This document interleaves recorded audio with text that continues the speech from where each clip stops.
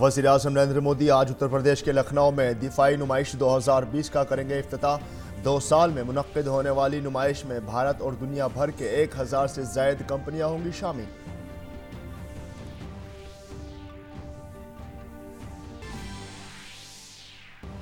Shaheen Bagh firing मामले में Delhi police का इंकशाफ। 1 फरवरी को गोली चलाने वाला कपिल गुर्जर आम आदमी पार्टी का कारकुन।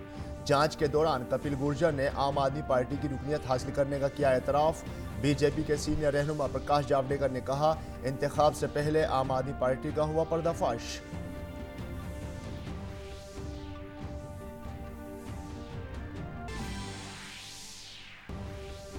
पार्लियामेंट के दोनों ऐवानों में सदर जमहूरिया के खिताब पर आज भी जारी रहेगी बहस। लोकसभा में हुकूमत ने कहा, कौमी सतह पर NRC लाने से मुतालिक अब तक नहीं हुआ कोई फैसला। वजीर खजाना निर्मला सीतारमन आज लोकसभा में डायरेक्टरेट टैक्स विवाद से विश्वास बिल 2020 करेंगी पेश। इस बिल का मकसद रास्त टैक्स तनाज़ात को हल करना है।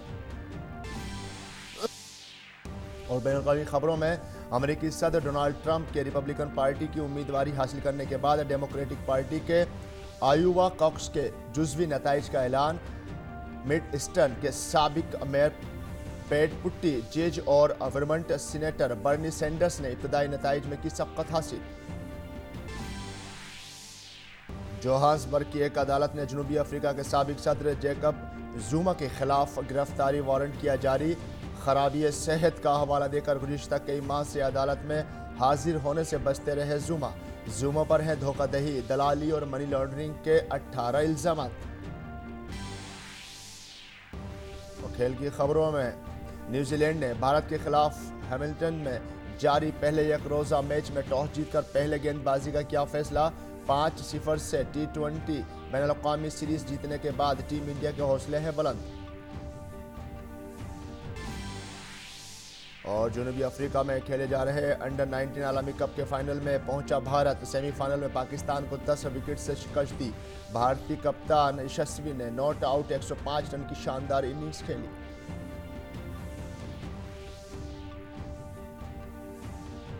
आदाब नाज़रीन, खबरनामे में आपका खैर मकदम है। मैं हूं फ़हीम अहमद। और वज़ीर-ए-आज़म नरेंद्र मोदी आज उत्तर प्रदेश के राजधानी लखनऊ में दिफाई नुमाइश 2020 का इफ्तिताह करेंगे।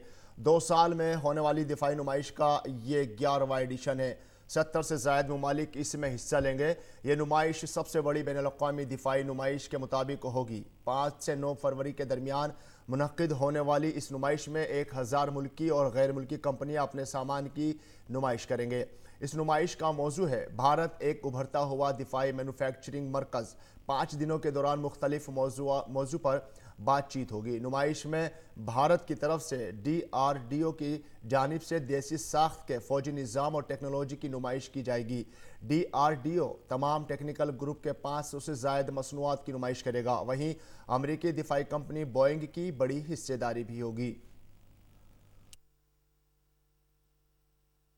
डिफेंस एक्सपो 2020 की तैयारियां पूरे जोरों पर हैं। इस समय हम डिस्प्ले एरिया में और मेरे ठीक पीछे आप A-SAT को देख सकते हैं। एंटी सैटेलाइट मिसाइल है। भारत की पहचान पूरी दुनिया में, अंतरिक्ष में अगर ज़रूरत पड़ती है तो हम किसी भी सैटेलाइट को मार गिरा सकते हैं। ये भारत की पहचान पूरी दुनिया में रक्षा क्षेत्र में उभरते हुए साफ तौर पर दर्शाती है। इसके अलावा भी जो विभिन्न जो कंपनियां हैं, सेना के जो तीनों अंग हैं, DRDO है और जो ढेर सारी लेबोरेटरीज़ हैं, उन्होंने अपने जो सबसे नवीनतम प्रोडक्ट हैं उनको यहाँ दर्शाया है। तैयारियां ख़ास तौर पर तेज़ी से चलती हुई 5 फरवरी को प्रधानमंत्री मोदी डिफेंस एक्सपो 2020 की शुरुआत करेंगे। ख़ास तौर पर जितने भी जो उपकरण हो सकते हैं वो यहाँ दर्शाने की कोशिश की गई है। ख़ास तौर पर एक चीज़ और ये भी है कि ज़्यादा से ज़्यादा जो बायर्स यहाँ आएंगे उनको सबसे ज़्यादा फैसिलिटेट किया जा सके, उसके मद्देनज़र जो लाउंज बनाए गए हैं, आपस में उनमें मीटिंग हो सकें,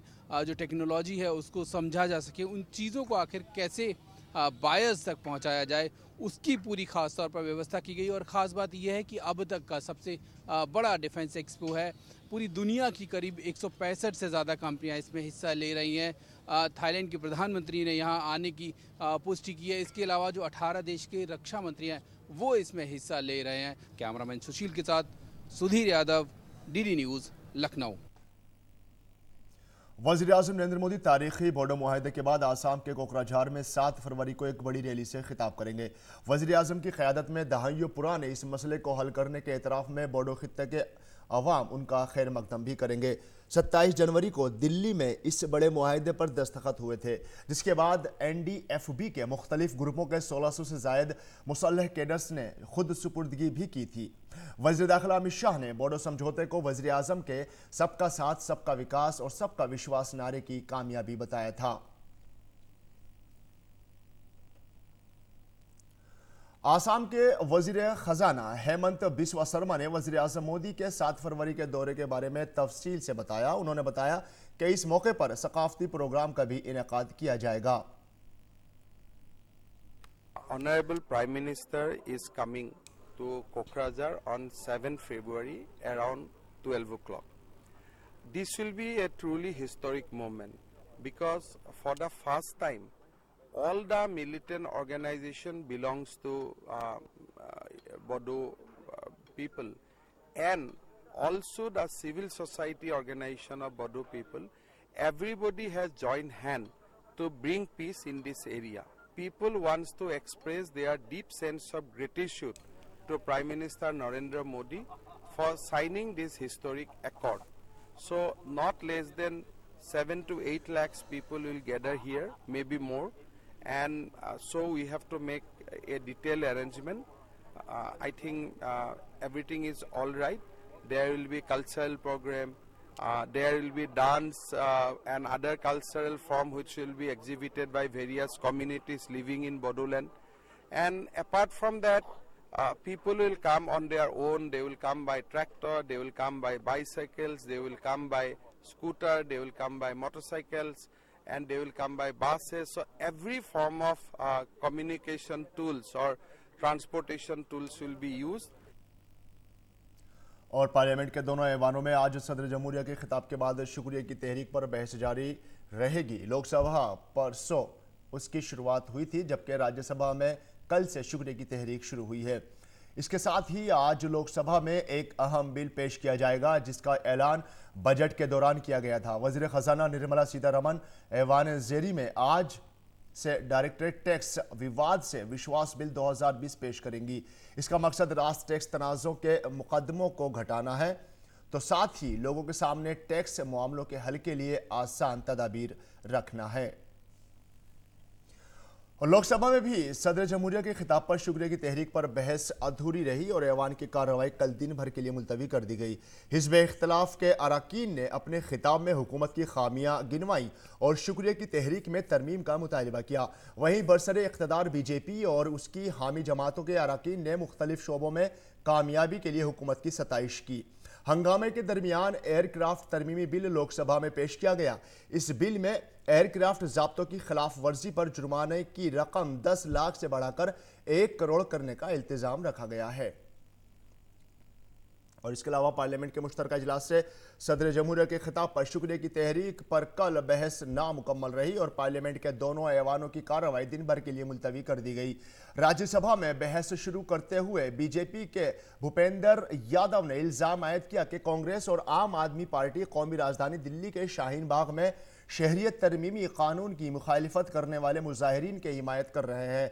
बहस में हिस्सा लेते हुए हिज़्ब इख्तिलाफ के रहनुमा गुलाम नबी आज़ाद ने दफ़ा 370 ख़त्म करने और शहरियत तरमीमी कानून को मंजूर कराने से मुतालिक हुकूमत के इक़दाम की तनक़ीद की।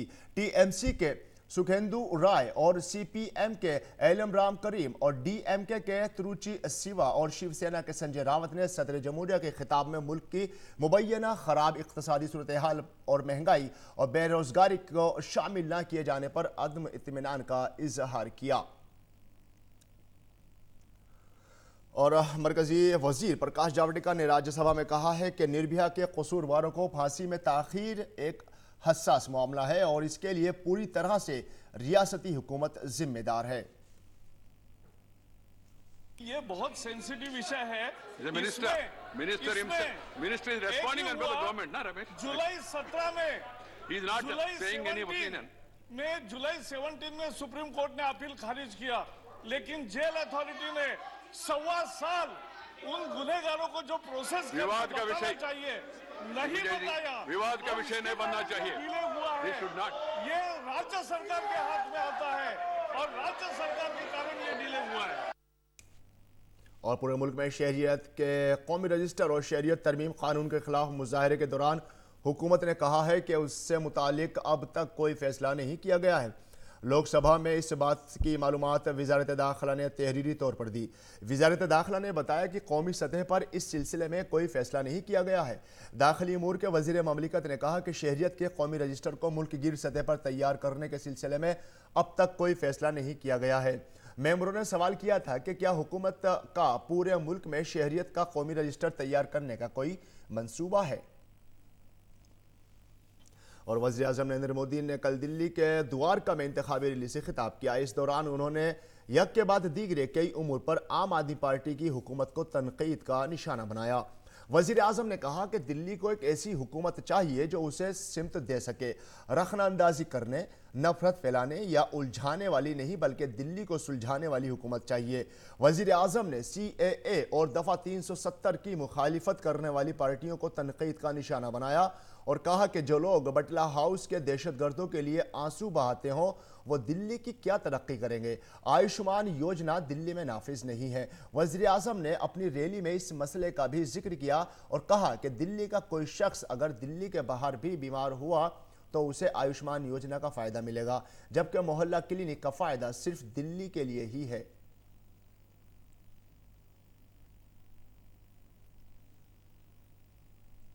दिल्ली को दोष देने वाली नहीं, दिशा देने वाली सरकार चाहिए।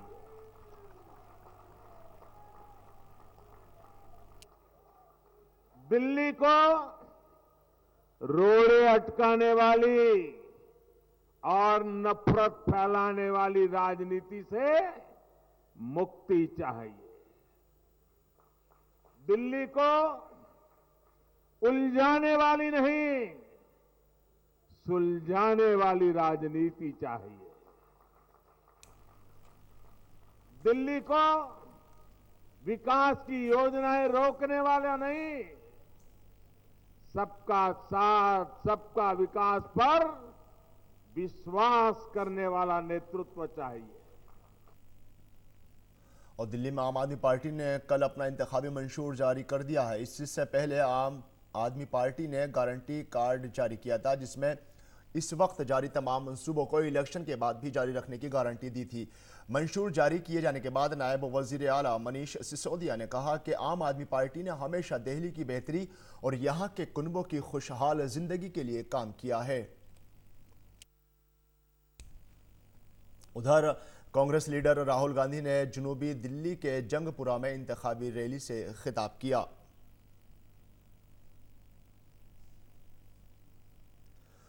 बीजेपी के सीनियर लीडर और मरकजी वजीर हर्षवर्धन ने आम आदमी पार्टी के मंशूर पर तनकीद की। उन्होंने माजी में आम आदमी पार्टी पर वादों को पूरा न करने का इल्जाम आयद किया। 70 वायदों में से एक भी वायदा थोड़ा सा भी उन्होंने पूरा नहीं किया। 28 के 28 पॉइंट्स हैं, इसमें कोई ऐसी हमें ना तो कोई ऐसी चीज़ नज़र आ रही, कोई नई बात दिख रही हो, और ऑलरेडी जो है कॉपी पेस्ट करके लगा दिया। पूछिए आपने 5 साल के अंदर क्या किया? फिर से स्कूलों के राग अलाप रहे हो, एक स्कूल आपने नहीं बनाया, फिर से कॉलेजों का राग अलाप रहे हो, आपने एक कॉलेज नहीं बनाया, अस्पतालों के बारे में बात कर रहे हो। आफ्टर ऑल जो है कुछ तो कोई एक क्रेडिबल चीज़ तो आप सारे दिल्ली के लोगों को बताएंगे।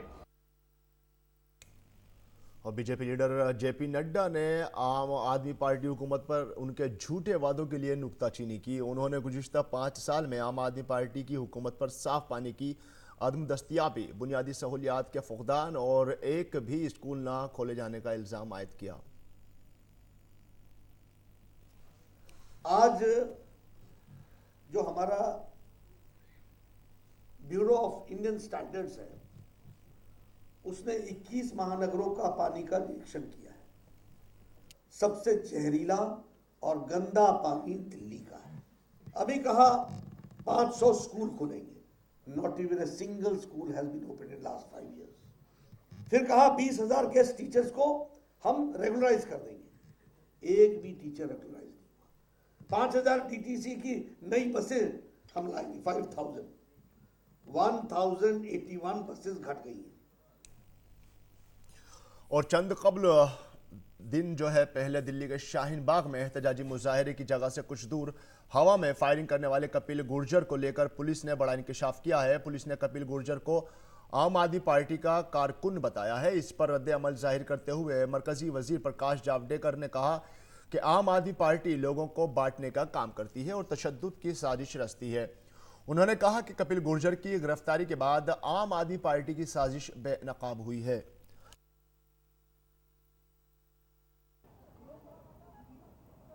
आम आदमी पार्टी अब पूरी तरह से दिल्ली वासियों के सामने बेनकाब हुई है। शाहीन बाग में गोली चलाने वाला आम आदमी पार्टी का सदस्य निकला। 1 साल पहले उसने और उसके पिताजी ने आम आदमी पार्टी में प्रवेश किया था और आम आदमी पार्टी के नेता संजय सिंह के साथ उन्होंने उसका स्वागत किया था। उनके साथ उसकी तस्वीरें भी मिली है। अभी मैं सुन रहा था संजय सिंह कह रहे कि फोटो मिला तो क्या हुआ। केवल फोटो भीड़ में नहीं मिला है, आपने प्रवेश करते समय का वो फोटो है। आम आदमी पार्टी में प्रवेश करते समय का फोटो है और ये फोटो इरेज किए गए थे फोन से। अब ये तो कोई शातिर दिमाग ही होता है ना।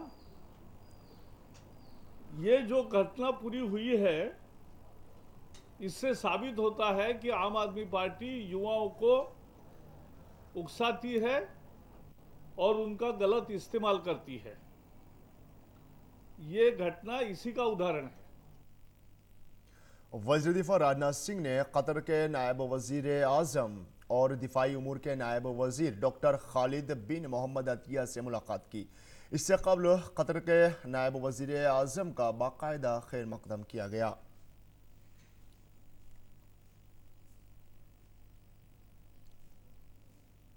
और नाजरीन, रंग बिरंगे फूलों से सजा मुगल गार्डन हर साल की तरह इस साल भी आज से आवाम के लिए खुलने जा रहा है, जो 8 मार्च तक खुला रहेगा, जिसमें गुलाब और ट्यूलिप समेत 70 किस्म के फूल तवज्जो का मरकज़ होंगे। मुगल गार्डन में दाखिला मुफ्त होगा, जबकि म्यूजियम देखने के लिए 50 रुपये देने होंगे।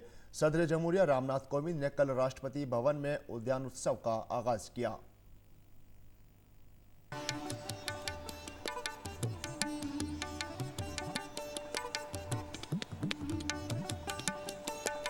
ये कुछ खास तस्वीरें हैं मुगल गार्डन की।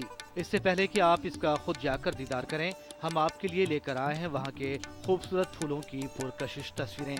इंतजार की घड़ियाँ अब होने जा रही हैं खत्म। आप और हम 5 फरवरी से इसका दीदार कर पाएंगे। सैकड़ों किस्म के फूलों, नायाब जड़ी बूटियों और पेड़ पौधों के लिए मशहूर है राष्ट्रपति भवन का मुगल गार्डन। 5 फरवरी से 8 मार्च तक इस साल मुगल गार्डन ओपन रहेंगे। सोमवार का दिन बंद रहता है क्योंकि मेंटेनेंस के लिए वो ज़रूरी है। राष्ट्रपति भवन का ये मुगल गार्डन 15 एकड़ का अहाता करता है। उद्यानोत्सव के दौरान लोगों को सैकड़ों किस्म के खूबसूरत फूलों का करीब से दीदार करने का मौका मिलेगा, जिसमें 10 अलग अलग किस्म के 10,000 ट्यूलिप, 138 किस्म के गुलाब, रेननक्यूलस, पैंजिम, डालिया समेत 70 किस्म के मौसमी फूल तवज्जो का मरकज रहेंगे। इस बार जो है मुगल उद्यान में आपको जो ट्यूलिप की जो है नई वैरायटी जो लास्ट ईयर थी उसमें से भी कुछ अलग किस्म की एक तो ट्यूलिप वैराइटीज मिलेंगी। उसके अलावा जो है 5,000 हमने डहलियाज लगाया है। रोजेज की हमारे पास 138 वैराइटीज हैं और जिसमें से कि एक न्यू वैराइटी जो है ऐड की गई है ग्रेस डे मोनाक।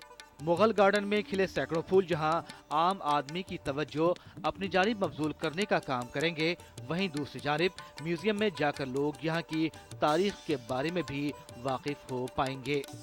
सर्किट 2 म्यूजियम है जहां पर हम राष्ट्रपति और राष्ट्रपति भवन से रिलेटेड काफ़ी सारी आर्टिफैक्ट्स हैं वहां पर रखी हुई हैं।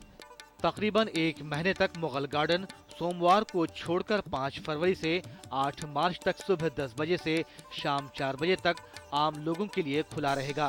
मुगल गार्डन में दाखिले की कोई फीस नहीं होगी, जबकि म्यूजियम की 50 रुपए की फीस अदा करनी होगी। उर्मिलेश भट्ट की रिपोर्ट, DD न्यूज उर्दू खबरें। और अब बात कोरोना वायरस की रोकथाम के लिए महकमा सेहत ने रियासत और मुतालिका वजारतों के साथ तैयारियों का जायजा लिया। वजारत सेहत ने ट्रैवल एडवाइजरी जारी करते हुए फिर एक मरतबा कहा है कि लोग चीन का सफ़र करने से गुरेज करें। एडवाइजरी में कहा गया है कि 15 जनवरी 2020 के बाद चीन का सफ़र करने वाले किसी भी शख्स को अब तनहा रखा जा सकता है। चीनी पासपोर्ट रखने वालों के लिए ई वीज़ा की सहूलत को आर्जी तौर से मुअत्तल कर दिया गया है। चीनी शहरियों को पहले से जारी किया गया ई वीज़ा आर्जी तौर से नाकाबिल कबूल होगा।